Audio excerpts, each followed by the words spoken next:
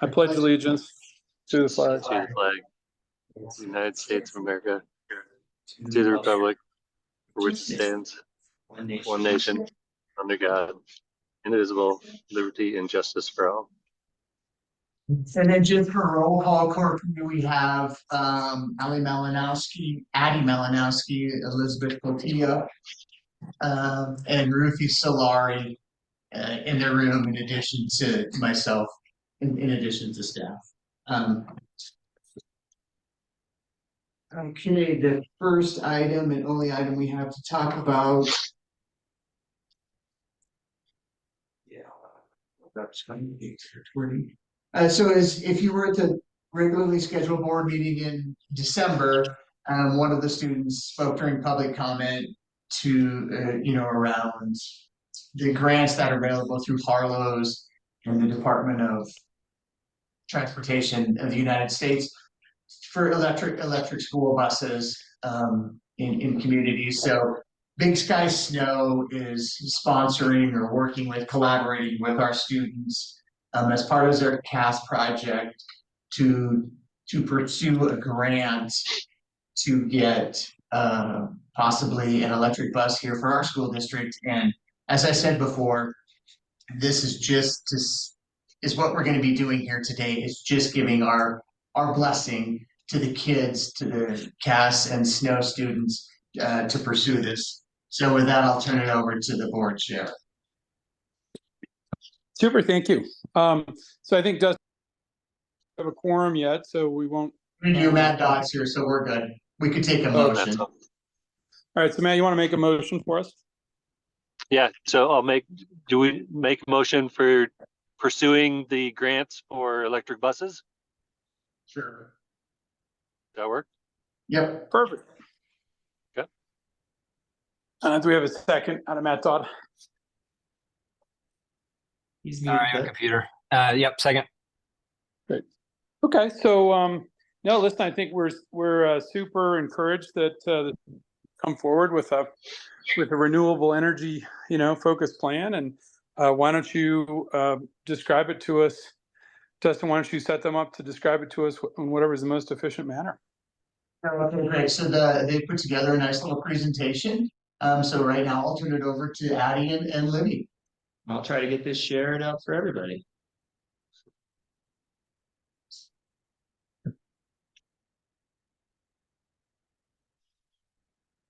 Okay, so we're presenting electric buses, and one girl that's helping us, she can't be here right now, but she was at the forum last time in December. Yep. So next slide, please. We want to pursue electric buses because it'll aid in the fight against global warming. It'll better the health of our community in regards to air pollution. And it'll save our school money in the long run. So electric vehicles are they eliminate carbon emissions when compared to gas or diesel engines. School buses are estimated to add about 5 million tons of carbon emissions into the atmosphere annually, and it heavily contributes to air pollution. And as you can see on this graph, as of 2018, the transportation accounted for 28.3% of carbon emissions in the US. Next slide, yeah. And in regards to the health of our community and the kids who are riding the buses, the gas and diesel vehicles emit carbon monoxide into the atmosphere and into the lungs of the kids there. And this can cause or worsen asthma in kids and adults, and long exposure can create lung and heart problems for people. And it also is harmful when left in confined spaces, like if you leave your car running in the garage or something, that can easily kill someone. So we shouldn't be emitting that into the atmosphere. Okay, and so something that's really important to us, and I'm sure the school board as well, is the cost of these electric buses. And so originally the electric buses are $375,000, but we're applying for an EPA grant, which is the grant going through the government right now. It's on its third and final stage. It'll cover 90% of the cost. So for one bus, it'll be 30,000 per bus that we will pay, or the school will pay. And then it's 4,000 per charger and 1,000 to connect to the charger. And so from our findings, we think that this will eventually pay off because electric buses are 23 cents per mile, while gas buses are 83 cents per mile. And so we did some calculations, and we estimated that the buses run 40 miles per day, so 20 in the morning, 20 in the afternoon, and there's 176 school days. So we did 83 cents per 40 miles a day times 176 days. And so that's going to cost $5,843 in gas. And then we compared this to the electric vehicles, which are 23 cents per mile, and that was $1,619. So that'll save around $4,000 per year. And then an additional, we save a lot on maintenance costs per year. The findings we found were that schools can save $4,000 to $11,000 per year on a bus, on a singular bus. That has to do with a lot with like oil changes, and the prices vary based on like labor and the state you're in. But even if you err on the side of the 4,000, the lower cost, that's going to be around $8,000 per year that you save in money. And if we're paying $35,000 for these buses, that's going to pay off in about 4.5 years. And these buses can, I think they run for about 12 to 16 years. So. And then also causes for concern that were brought up in the last meeting was specifically the altitude of Big Sky and the climate conditions that come with it. So a bunch of other places have implemented electric buses. There are a bunch of ski towns such as Vail, Aspen, Steamboat, and Breckenridge. And we were looking at the altitude of Big Sky compared to other ski towns, and we have 6,500 feet, while Aspen and where they'd be running. yes, while Vail and Aspen are 8,000 feet. So we didn't think the altitude would cause much concern. And then for the climate, so it obviously gets really cold here. We were looking at, so electric buses are being implemented in ski towns like ours, but they're also being implemented in a bunch of different cities and counties around the world. So we looked at, and specifically in the United States, Havre, Montana, British Columbia, and even Alaska have electric buses.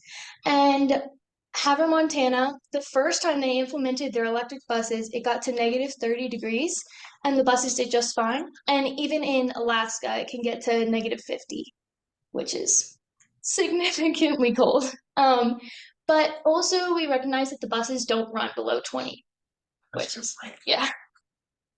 And that's our presentation. Yeah. Great, that's an excellent presentation, ladies. Thank you very much. I think those concerns I know had come up, and it's great you guys did the research to find out that it works. Thank you. Can you hear me okay? Yes. So I just have a question about range. You know, what's the range of the electric bus? Like, would we take this on road trips, or is this only for picking up students locally? So as of right now, the electric buses with one battery can run up to, I think, 135 miles per in between charges. So this could be used on shorter trips, like to West Yellowstone. But on longer trips, we would still take like the gas or diesel buses. However, if we were to buy an extra battery, it could potentially run to like Shodo. It's 220, but that's an extra. Yeah, that's a lot of extra money. But so that's why we're looking at one bus compared to two right now. But if the range increases, then maybe later we could look at it. Yeah. And what's the charging time for a recharge? 8 hours. When it's fully empty. Yes, so it's 8 hours. So it could potentially run from Monday to Wednesday and then be charged at night, and then Wednesday to Friday and then be charged on the weekends.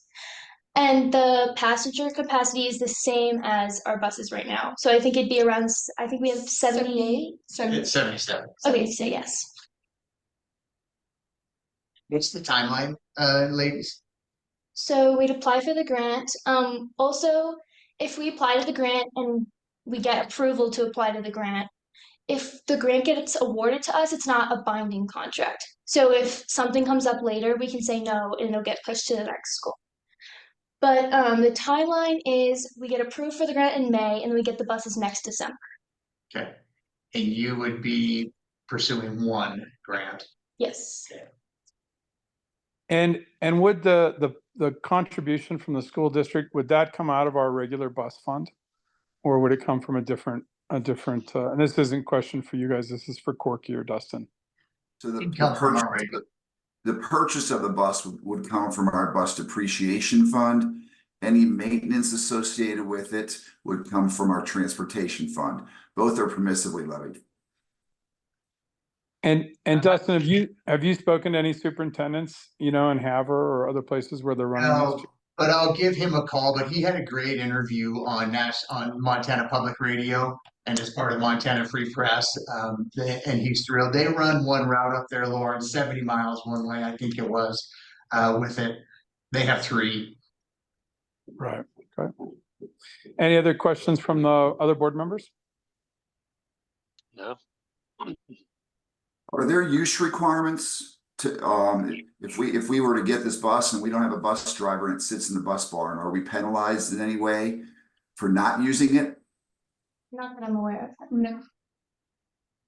So I sent out the paperwork to you just kind of briefly before you called us to a vote, Lauren. I sent out the paperwork to you. There's 3 different people that we need to identify. I'm going to identify you as the school board authorized representative. And with your permission, use your signature stamp. I'll put myself as a school district authorized representative, and then applicant authorized representative. I would be most comfortable with Lizzie. Liz That's Payton, sure. the head of snow. Does that sound Sure. reasonable to everybody? Sounds good. Okay. Well, ladies, Thank you. that was a really excellent presentation. Please come to us with more ideas as you have them during the school year. We appreciate it. Great. Thank you. Yeah, great job. Yeah, that was excellent. Any further discussion from the board? Again, I think Dustin, you described at the start that, really we're just supporting their application and that the financial risk to us would be a later decision. This is simply to support their application for the grant. Is that accurate?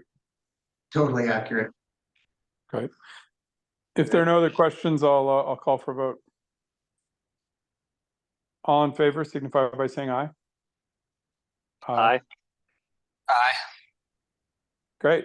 Motion passes unanimously. Thank you, ladies. Again, a great presentation. Thank you so Yeah, much. great job. All right. Thanks, everyone. Meeting adjourned. Thanks, everyone. Okay. See ya.